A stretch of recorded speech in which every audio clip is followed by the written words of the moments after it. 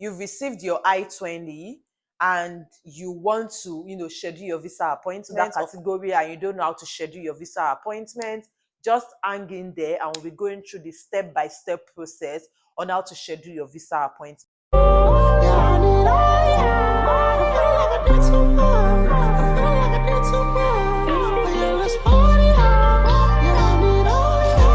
Hello people, welcome back to another episode on my YouTube channel. My name is Ola, if you are just seeing my face for the first time, and welcome to the family. To join the family, all you need to do is press the red button down below to subscribe to the channel and turn on the notification bell so that you can get notified every time I have a new video coming up. And if you are a returning subscriber, thank you for always watching my video. Anyways, we'll jump straight into the video.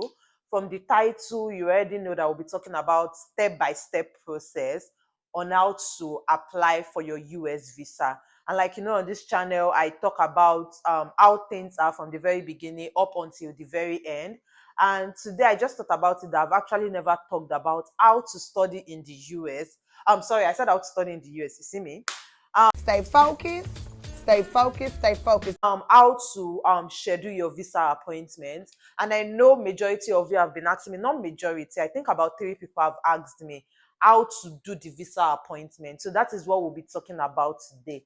So if you fall into that category and you don't know how to schedule your visa appointment, just hang in there and we'll be going through the step-by-step process on how to schedule your visa appointment. So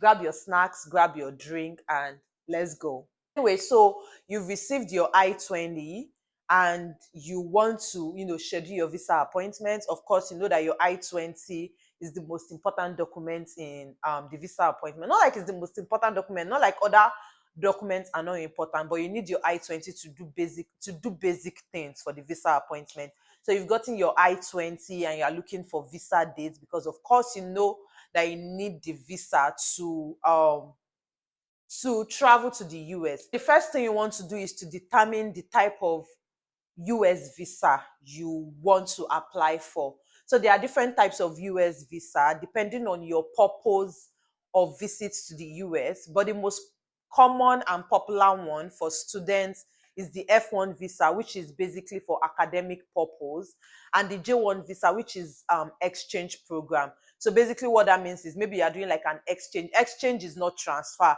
Exchange is maybe you are exchanging like a semester from your university to a semester in the US. That is what exchange is. Or maybe you are exchanging a year from your university to the US, but you're still going back to your university. That is what exchange is. So for you to know the type of visa that you should be applying for, basically all you need to do is go to the USCIS website and read on the visa category for students. But majorly the most common one is actually the F1 visa status, which is whether you're an undergrad, you're a master's, or you are a PhD student. So that is that. Now the next thing you need to do is complete your DS-160. So the DS-160 is like an important document. It typically involves, your personal details, purpose of your study to the US. I said purpose of your study, purpose of your visit to the US, like your sponsorship details, everything. So when you are filling your DS-160, make sure you are extra careful and filling in your right details. You want to be honest Why is this English running away from my head? that's a layman English. But yeah, you want to be as honest as possible. That's what I was going to say. You want to be as honest as possible. So when you're filling the DS-160, make sure you are careful, make sure you are inputting the right details, and also make sure that you are being honest, because you don't want a situation whereby something is on your DS-160 and you don't have it, and like during the visa process you are saying something else. And typically the tip I advise for people is when you are done with the DS-160, when you've submitted, make sure you are sending or you are saving a copy for yourself, and make sure you read this copy before you go for the visa interviews, just so that you are conversant with what is on your DS-160 and you can say the same during your visa interview. Is that clear? And meanwhile, yeah, I was saying, you being clear on filling the DS-160. Sorry, you being taking your time when filling the DS-160. And in case you make a mistake, you can always revert back to it before you submit. Or if you've submitted, you can always fill a new one. But you also want to be extra careful because you don't want to have like a bunch of DS-160 filled. Okay, because it's also very stressful. It's like that form can typically take you 2 days. So it's also very stressful. So you don't want to, keep going through this stressful process over and over and over again. So you want to make sure that you're taking your time and you're asking questions if you're unclear. So that's that about the DS-160. Of course, you want to pay your visa fee. Now you can fill your DS-160 without paying any fee, and you can decide to do it after your visa fee, whichever one works for you. But just make sure you also fill your DS-160. Then your visa fee. So your visa fee is dependent on the type of visa that you want to apply for. Typically, the F1 visa is 160 US dollars in Nigeria, and you can pay it in any GTB bank or on the GTB mobile app. And I said GTB Bank. God, what's wrong with me? And yeah, and all you need to do is like confirm how much is it in your country. I think it's typically 160 everywhere. Confirm how much is it in your country, Sha, and confirm where you can make the payments in your country. So that's that about the visa thing. And when you pay the visa, they will give you a receipt. So that receipt is what you would use for the next step, which is schedule your visa appointment. Now, the fourth step is that you schedule your visa appointment, which is where it gets a little bit tricky because, of course, there's still the service fee. And it's also tricky because right now I know that people are really struggling to get the visa interview date. So typically, the normal way, so now I'm stating the normal way in case there's visa interview date. The next thing is for you to schedule your visa appointment. Now, when scheduling your visa appointment, you necessarily do not have to pay your service fee. All you just need to know at the back of your mind is before you go for the interview, you have to pay your service fee at least 3 days before you go for the interview so that you can reflect and you can have your receipts, right? But for scheduling the visa interview, you do not need your service fee.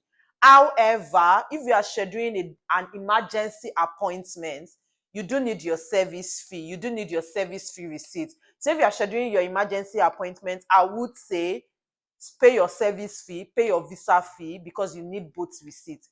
But if you are not really on the boxed up side, or particularly if you are still trying to gather the money, you can pay the visa fee just so that you can use that one to start looking for dates, and you can pay your service fee later. Is that clear?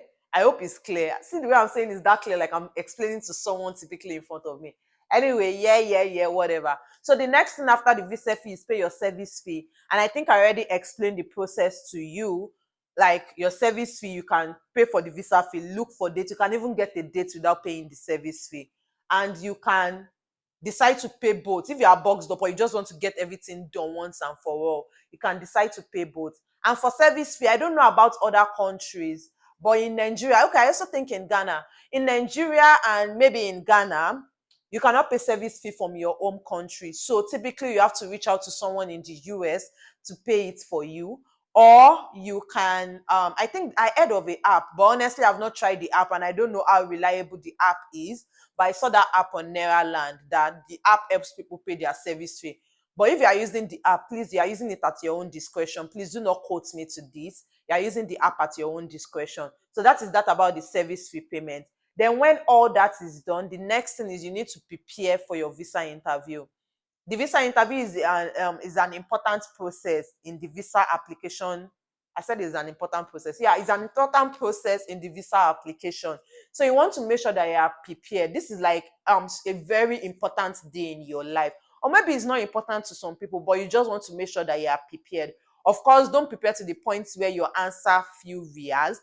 But I'm going to tell you that even the visa officers, they want someone that is prepared and they know you would also prepare. So I know some people will be like, oh, they told me not to prepare so that my answers will not be rehearsed. No, please, prepared. Make sure your answers are coordinated. Make sure you can express yourself in an honest manner and also in clear terms. Because even if you are honest and you are not clear enough to the VO, that might cause them to reject you. Notice that I said might. That might cause them to reject you. And on the visa, typically what the VO is trying to do is determine if you are eligible for the visa. Typically, they weigh the application on your DS-160 with whatever it is you say to determine if you are eligible for the visa or if you qualify for the visa.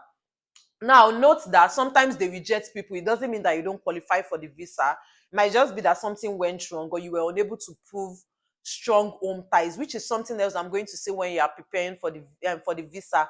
Make sure you are proving strong home ties. Make sure you are proving a strong connection to your home country. Typically, some of them will ask you for your travel plan. Some of them will ask you for your post-graduation plan. When you graduate, what do you want to do? In those instances, make sure you are proving home ties to your home country. So what else? Yeah. So the next thing after you prepare for the visa interview, and also when preparing for the visa interview, that is the time to gather all your documents, your passport photograph, all the important documents. If you've seen my other videos, you know that when I talk about visa, I always highlight the important documents. So whatever you think is important to you, sometimes I might even highlight important documents, and you might see other things that are important to you. So whatever you think is important to you, please hold it along. Like I always say, it is better to be safe than to be sorry. And it's just a piece of paper. It literally will not take anything away from you. And then the last thing is wait for your visa to be processed. Like I said it earlier that the VOs are taking time to weigh your application and whatever it is that you say to determine if you are eligible for the visa.